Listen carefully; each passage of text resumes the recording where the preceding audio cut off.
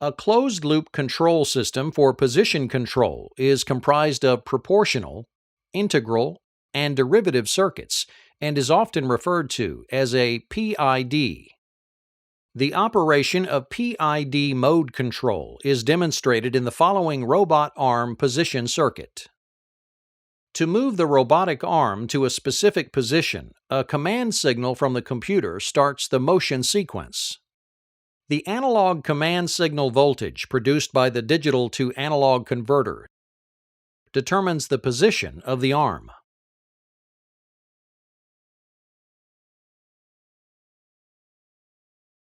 The potentiometer attached to a robotic arm in the circuit indicates the actual position. The variable voltage produced is referred to as the feedback signal. When the feedback signal voltage matches the command signal voltage, the arm has reached the desired position. For example, with the arm at the bottle pick position, the potentiometer output voltage of 0 matches the command signal of 0 from the computer. To change the arm to another position, a command signal from the computer is required. The command signal from the computer consists of binary numbers that increment until a value is reached that represents the desired position. The binary value is then converted to an analog voltage by the digital to analog converter that indicates the position that the arm is required to move. In this system, there is not an immediate response by the robotic arm and the command signal. The delay of the arm and feedback signal creates a positive error signal voltage at the output of the difference op-amp. The error signal is inverted by the proportional difference op-amp to a negative voltage. The voltage is then amplified by the power amp and inverted to a positive voltage and applied to the motor of the robotic arm. The robotic arm moves to the desired position until the error signal at the difference op-amp is 0.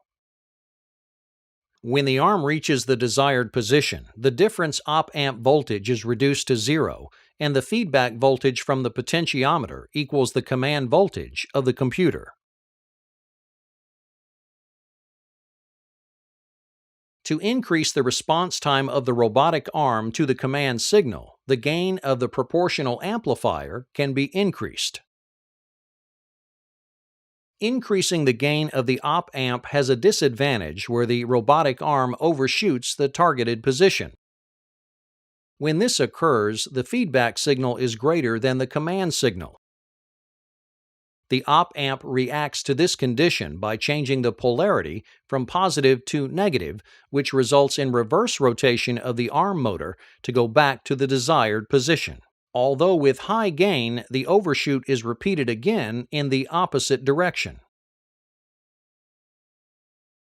The overshoot of the target position repeats until the robotic arm motor stabilizes.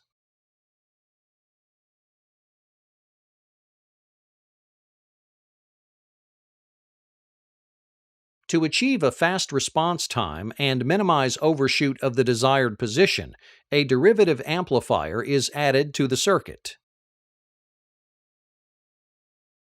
The derivative amplifier produces an output while the signal applied to the amplifier's input is changing.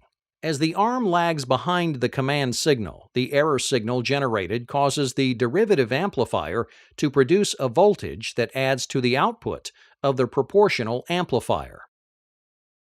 The sum of both voltages is applied to the power amp, which results in the robotic arm to accelerate at a similar rate of the changing command signal. The error becomes constant when the voltage from the potentiometer indicates that the robotic's arm position is changing at a constant rate of the command signal. At this time, the derivative voltage changes to 0 volts and the proportional amplifier continues to produce a voltage. As the command signal stops changing, the robotic arm continues to move with a decreasing error signal. As the error is reduced, the derivative amplifier output voltage changes polarity and cancels the proportional voltage. If the error signal decreases too fast, the derivative voltage will be greater than the proportional voltage.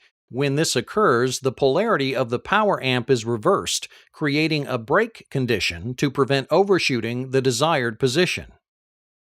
As the arm continues in motion, the feedback voltage is nearing the command voltage.